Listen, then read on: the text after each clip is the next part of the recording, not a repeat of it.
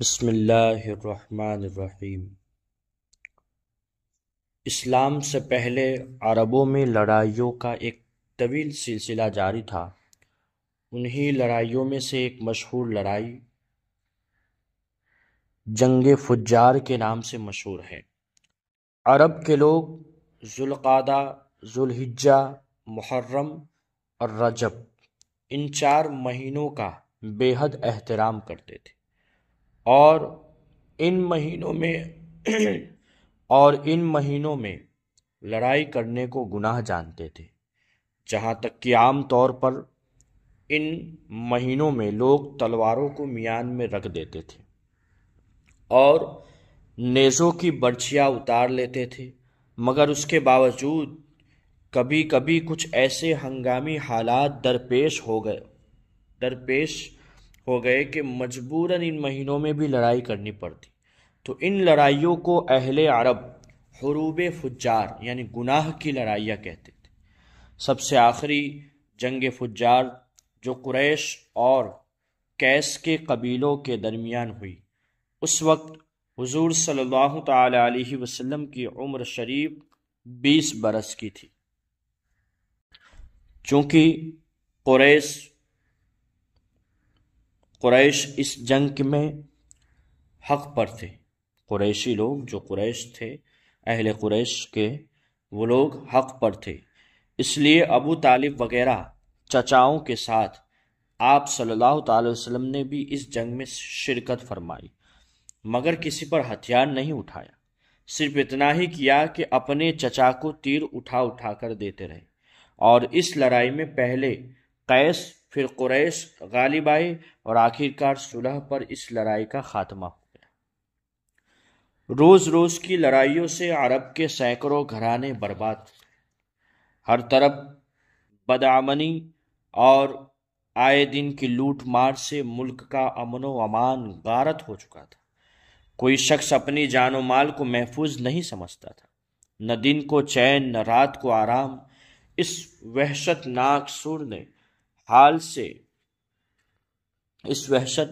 صورتحال سے تنگ آ کر کچھ صلح پسند لوگوں نے جنگ فجار کے خاتمے کے بعد ایک اصلاحی تحریک چلائی۔ چنانچہ بنو ہاشم، بنو زہرہ، بنو اسد وغیرہ قبائل قریش کے بڑے بڑے سرداران عبداللہ بن جدعان کے مکان پر جمع ہوئے اور حضور اکرم صلی اللہ تعالی وسلم کے چچا زبیر بن عبد المطلب نے یہ تجویز پیش کی کہ موجودہ حالات کو سدھارنے کے لیے کوئی معاہدہ ہونا چاہیے۔ چنانچہ خاندان قریش کے سرداروں نے بقائے باہم کے اصول پر جیو اور جینے دو کے قسم کا ایک معاہدہ کیا اور حلف اٹھا کر عہد کیا کہ ہم لوگ ملک سے بے امنی دور کریں گے، مسافروں کی حفاظت کریں گے، غریبوں کی مدد کرتے رہیں گے، مظلوموں کی حمایت کریں گے، کسی ظالم یا غاصب کو مکہ میں نہیں رہنے دیں گے۔ اس معاہدے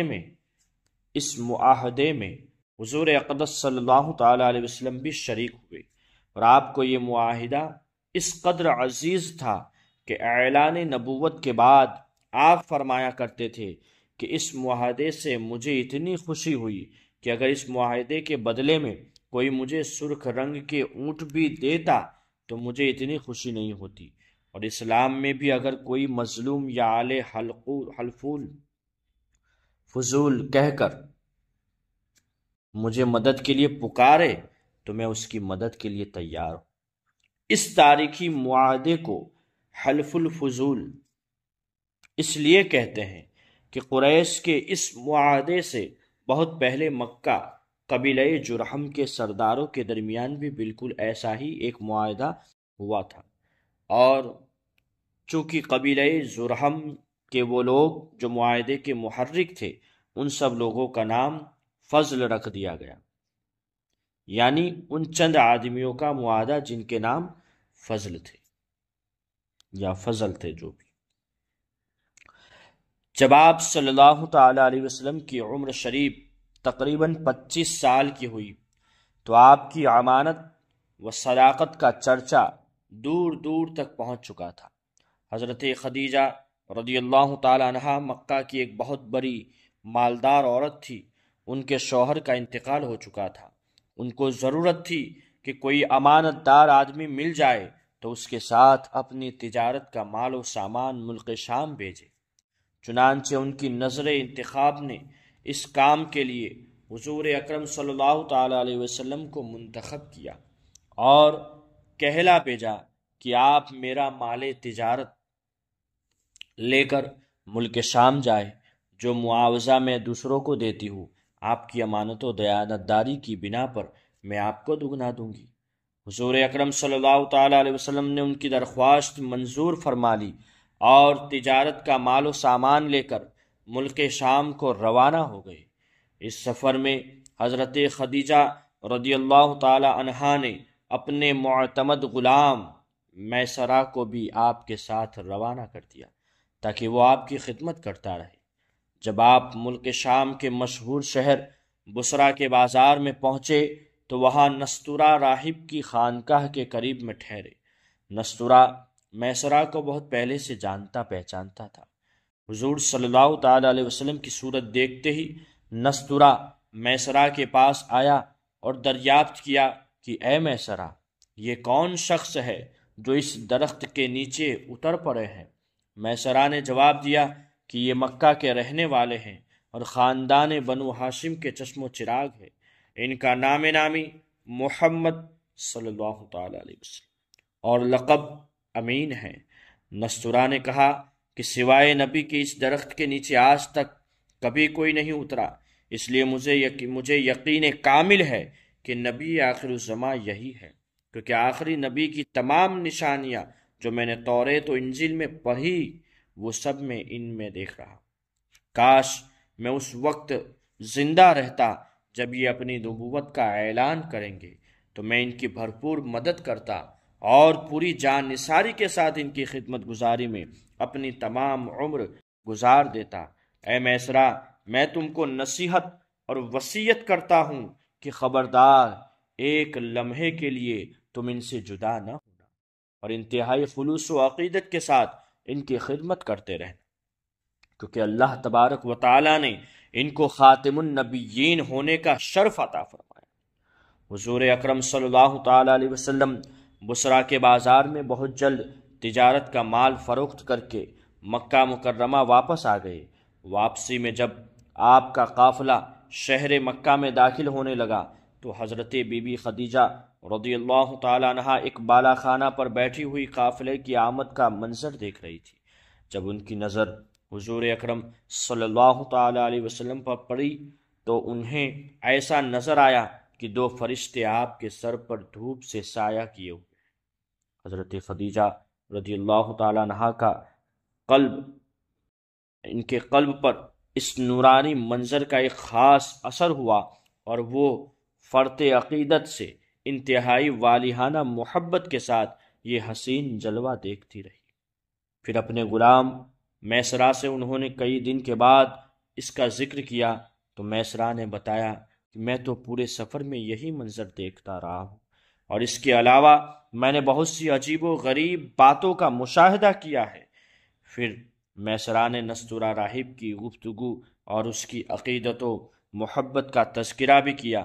یہ سن کر حضرت بی بی خدیجہ رضی اللہ تعالیٰ عنہا کو آپ سے بے پناہ قلبی تعلق اور بے حد عقیدت و محبت ہو گئی اور یہاں تک کہ ان کا دل جھک گیا کہ انہیں آپ سے نکاح کی رغبت ہو گئی۔ حضرت بی بی خدیجہ رضی اللہ تعالیٰ عنہا مال و دولت کے ساتھ انتہائی شریف اور عفت مآب خاتون تھی۔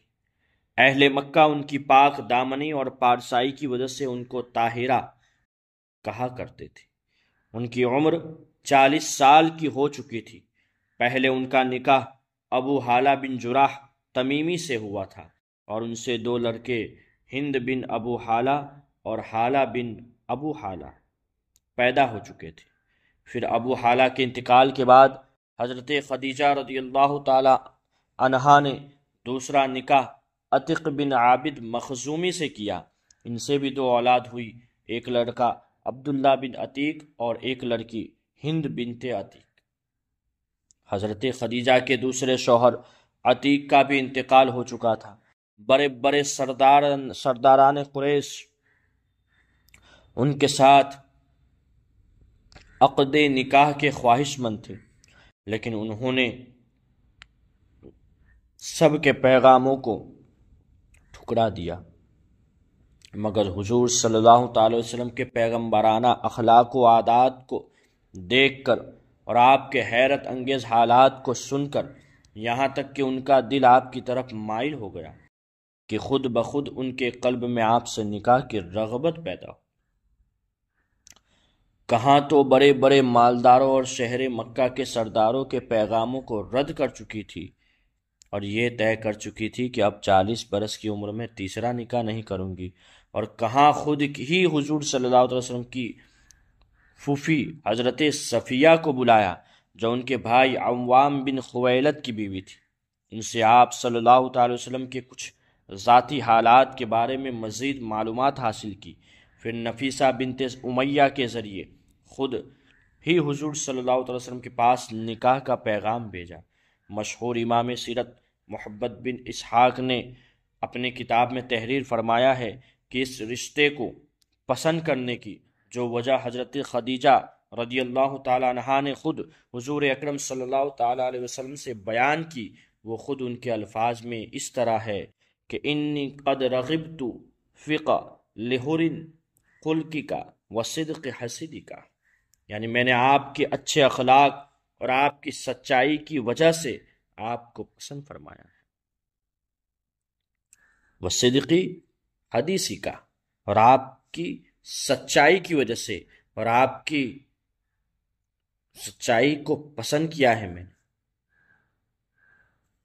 آپ سچ کہتے ہیں، آپ سچ بولتے ہیں، آپ کے اخلاق اچھے ہیں، اسی لیے میں نے آپ کو پسند کیا۔ زرقانی علی المواہب میں یہ موجود ہے۔ حضور اکرم صلی اللہ تعالی وسلم نے اس رشتے کو اپنے چچا ابو طالب اور خاندان کے دوسرے بڑے بوڑھوں کے سامنے پیش فرمایا۔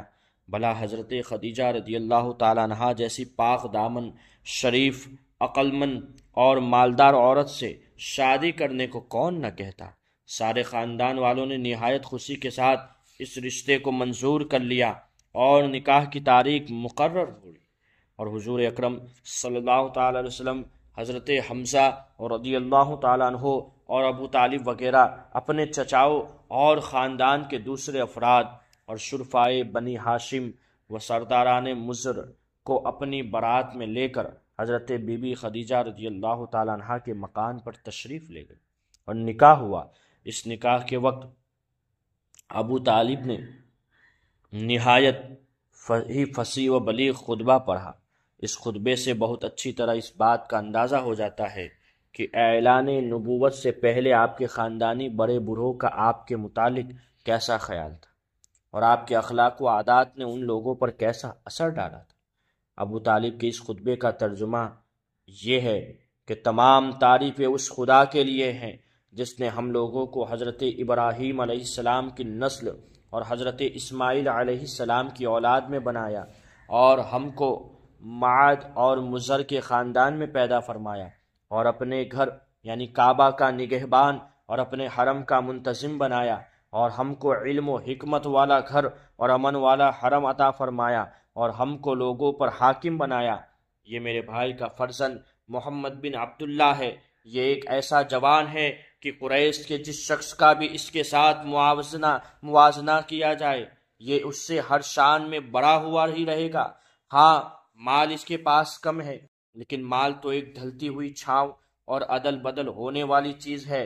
اما بعد، میرا بھتیجا محمد صلی اللہ تعالی علیہ وسلم وہ شخص ہے جس کے ساتھ میری قرابت اور قربت و محبت کا تم لوگ اچھی طرح جانتے ہو۔ وہ خدیجہ بنت خویلد سے نکاح کرتا ہے اور میرے مال میں سے 20 اونٹ مہر مقرر کرتا ہے، اور اس کا مستقبل بہت ہی تابناک، عظیم الشان اور جلیل القدر ہے۔ زرقانی علی المواہب میں یہ موجود ہے۔ جب ابو طالب اپنا یہ ولولہ انگیز خطبہ ختم کر چکے تو حضرت بی بی خدیجہ رضی اللہ تعالیٰ عنہا کے چچا زاد بھائی ورقہ بن نوفل نے بھی کھڑے ہو کر ایک شاندار خطبہ پڑھا، جس کا مضمون اس طرح ہے کہ خدا ہی کے لیے حمد ہے جس نے ہم کو ایسا ہی بنایا جیسا کہ ابو طالب آپ نے ذکر کیا، اور ہمیں وہ تمام فضیلتیں عطا فرمائی جن کو آپ نے شمار کیا۔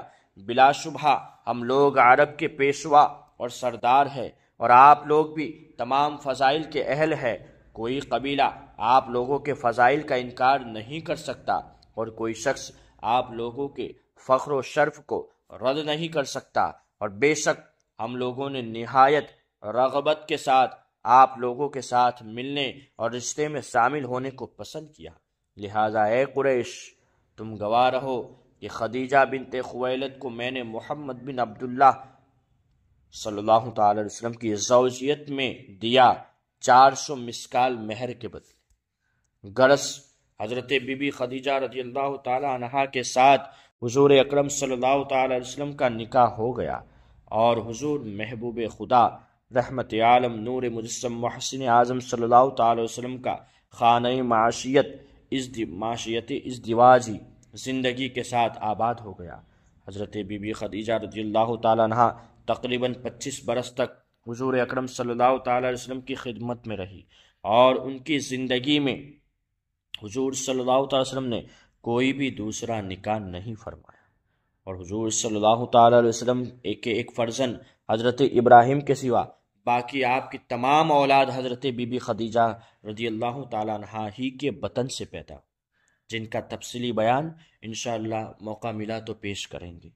حضرت بی بی خدیجہ رضی اللہ تعالی عنہا نے اپنی ساری دولت حضور اکرم صلی اللہ تعالی وسلم کے قدموں پر قربان کر دی، اور اپنی تمام تر عمر حضور اکرم صلی اللہ علیہ وسلم کی غمگساری اور خدمت میں نثار کر دی۔ آپ کی راست بازی اور امانت و دیانت کی بدولت خداوند عالم نے آپ کو اس قدر مقبول خلائق بنا دیا، اور عقل سلیم اور بے مثال دانائی کا ایسا عظیم جوہر عطا فرما دیا کہ کم عمری ہی میں آپ نے عرب کے بڑے بڑے سرداروں کے جھگڑوں کا ایسا لاجواب فیصلہ فرما دیا کہ بڑے بڑے دانشوروں اور سرداروں نے اس فیصلے کی عظمت کے آگے سر جھکا دی، اور سب نے بالاتفاق آپ کو اپنا حکم اور سردار اعظم تسلیم کر لیا۔ چنانچہ اس قسم کا ایک واقعہ تعمیر کعبہ کے وقت پیش آیا، جس کی تفصیل اس طرح ہے۔ واقعہ یہ ہے کہ جب آپ کی عمر 35 برس کی ہوئی تو زوردار بارش سے حرم کعبہ میں ایسا عظیم سیلاب آ گیا کہ کعبے کی دیوار بالکل منہدم ہو گئی۔ حضرت ابراہیم حضرت اسماعیل علیہ السلام کا بنایا ہوا کعبہ بہت ہی پرانا ہو چکا تھا۔ امال کا قبیلہ جرہم اور قصی وغیرہ اپنے اپنے وقتوں میں اس کعبے کی تعمیر و مرمت کرتے رہے، مگر چونکہ عمارت نشیب میں تھی اس لیے پہاڑیوں سے برساتی پانی کا بہاؤ کا زوردار دھارا وادی مکہ میں ہو کر گزرتا تھا، اور اکثر حرم کعبہ میں سیلاب آ جاتا تھا۔ کعبے کی حفاظت کے لیے بالائی حصے میں قریش نے کئی بند بھی بنائے تھے، مگر وہ بند بار بار ٹوٹ جاتے تھے۔ اس لیے قریش نے یہ طے کیا کہ عمارت کو ڈھا کر پھر سے کعبہ کی مضبوط عمارت بنائی جائے، جس کا دروازہ بلند ہو اور چھت بھی ہو۔ چنانچہ قریش نے مل جل کر تعمیر کا کام شروع کر دیا۔ اس تعمیر میں حضور اکرم صلی اللہ تعالی علیہ وسلم بھی شریک ہوئے، اور سرداران قریش کے دوش بدوش پتھر اٹھا اٹھا کر لاتے رہے۔ مختلف قبیلوں نے تعمیر کے لیے مختلف حصے آپس میں تقسیم کر لیے۔ جب عمارت حجر اسود تک پہنچ گئی تو قبائل میں سخت جھگڑا ہو گیا۔ ہر قبیلہ یہی چاہتا تھا کہ ہم ہی حجر اسود کو اٹھا کر دیوار میں نصب کرے تاکہ ہمارے قبیلے کے لیے یہ فخر و اعزاز کا باعث بن جائے۔ اسی کشمکش میں 4 دن گزر گئے، یہاں تک کہ نوبت پہنچی کہ تلواریں نکل آئی۔ اللہ! بنو عبدالدار اور بنو عدی کے قبیلوں نے اس پر جان کی بازی لگا دی، اور زمانہ جاہلیت کے دستور کے مطابق اپنی قسموں کو مضبوط کرنے کے لیے ایک پیالے میں خون بھر کر اپنی انگلیاں اس میں ڈبو کر چاٹ لی، 5वें दिन حرم کعبہ میں تمام قبائل عرب جمع ہوئے اور اس جھگڑے کو طے کرنے کے لیے ایک بوڑھے شخص نے تجویز پیش کی۔ اس کا حل نکالا کہ کل جو شخص صبح سویرے سب سے پہلے حرم کعبہ میں داخل ہو اس کو پنچ مان لیا جائے، وہ جو فیصلہ کر دے سب اس کو تسلیم کر لیں۔ چنانچہ سب نے یہ بات مان لی۔ خدا کی شان کہ صبح کو جو شخص حرم کعبہ میں داخل ہوا وہ کوئی اور نہیں، وہ ہمارے آقا رحمت عالم نور مجسم محسن اعظم صلی اللہ تعالی علیہ وسلم ہی تھے۔ آپ کو دیکھتے ہی سب پکار اٹھے کہ واللہ یہ امین ہے، لہذا ہم سب ان کے فیصلے پر راضی۔ آپ نے اس جھگڑے کا اس طرح تصفیہ فرمایا کہ پہلے آپ نے یہ حکم دیا کہ جس جس قبیلے کے لوگ حجر اسود کو اس کے مقام پر رکھنے کے مدعی ہے ان کا ایک ایک سردار چن لیا جائے۔ چنانچہ ہر قبیلے والوں نے اپنا اپنا سردار چن لیا۔ پھر حضور اکرم صلی اللہ تعالی وسلم نے اپنی چادر مبارک کو بچھا کر حجر اسود کو اس پر رکھا اور سرداروں کو حکم دیا کہ سب لوگ اس چادر کو تھام کر مقدس پتھر کو اٹھائے۔ چنانچہ سب سرداروں نے چادر کو اٹھایا، اور جب حجر اسود اپنے مقام تک پہنچ گیا تو حضور اکرم صلی اللہ علیہ وسلم نے اپنے متبرک ہاتھوں سے اس مقدس پتھر کو اٹھا کر اس کی جگہ رکھ دیا۔ اس طرح ایک ایسی خون ریز لڑائی ٹل گئی جس کے نتیجے میں نہ معلوم کتنا خون خرابہ ہوتا۔ خانہ کعبہ کی عمارت بن گئی، لیکن تعمیر کے لیے جو سامان جمع کیا گیا تھا وہ کم پڑ گیا، اس لیے ایک طرف کا کچھ حصہ باہر چھوڑ کر نئی بنیاد قائم کر کے چھوٹا سا کعبہ بنا لیا گیا۔ کعبہ معظمہ کا یہی حصہ جس کو قریش نے عمارت سے باہر چھوڑ دیا حتیم کہلاتا ہے، جس میں کعبہ معظمہ کی چھت کا پرنالہ گرتا ہے۔ آپ جانتے ہیں کعبہ کتنی بار تعمیر کیا گیا؟ حضرت علامہ جلال الدین سیوطی رحمۃ اللہ تعالی علیہ نے تاریخ مکہ میں تحریر فرمایا ہے کہ خانہ کعبہ 10 مرتبہ تعمیر کیا گیا۔ سب سے پہلے فرشتوں نے ٹھیک بیت المعمور کے سامنے زمین پر خانہ کعبہ کو بنایا، پھر حضرت آدم علیہ السلام نے اس کی تعمیر فرمائی، یہ 2 چیز۔ تیسری بار اس کے بعد حضرت آدم علیہ السلام کے فرزندوں نے اس عمارت کو بنایا، اور چوتھی مرتبہ حضرت ابراہیم خلیل اللہ اور ان کے فرزند ارجمن اسماعیل علیہ السلام نے اس مقدس گھر کو تعمیر کیا، جس کا تذکرہ قرآن میں بھی موجود ہے۔ 5واں قوم امال کی عمارت۔ 6واں قبیلہ جرہم نے اس کی عمارت بنائی۔ 7واں قریش کے مری سے اعلیٰ قصی بن کلاب۔ 8واں قریش کی تعمیر جس میں خود حضور اکرم صلی اللہ علیہ وسلم نے بھی شرکت فرمائی اور قریش کے ساتھ خود بھی اپنے دوش مبارک پر پتھر اٹھا کر لاتے رہے۔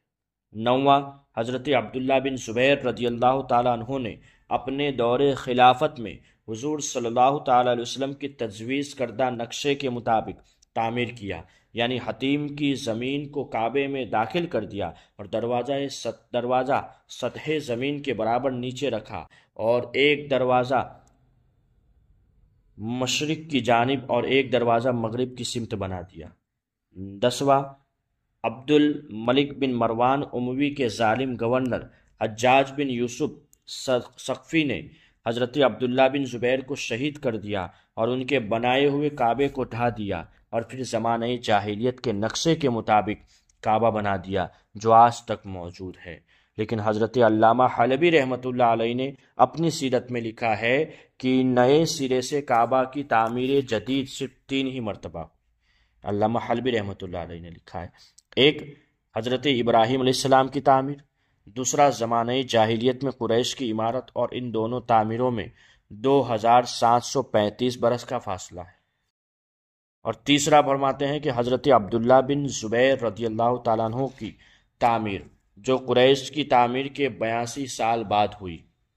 حضرات ملائکہ اور حضرت آدم علیہ السلام اور ان کے فرزندوں کی تعمیرات کے بارے میں علامہ حلبی نے فرمایا کہ یہ صحیح روایتوں سے ثابت نہیں ہے، باقی تعمیروں کے بارے میں انہوں نے لکھا ہے کہ یہ عمارت میں معمولی ترمیم یا ٹوٹ پھوٹ کی مرمت تھی، پوری تعمیر نہیں تھی، بلکہ جہاں سے ٹوٹا ہوا پھوٹا ہوا ہے وہاں مرمت کرتے تھے، تعمیر جدید نہیں تھی۔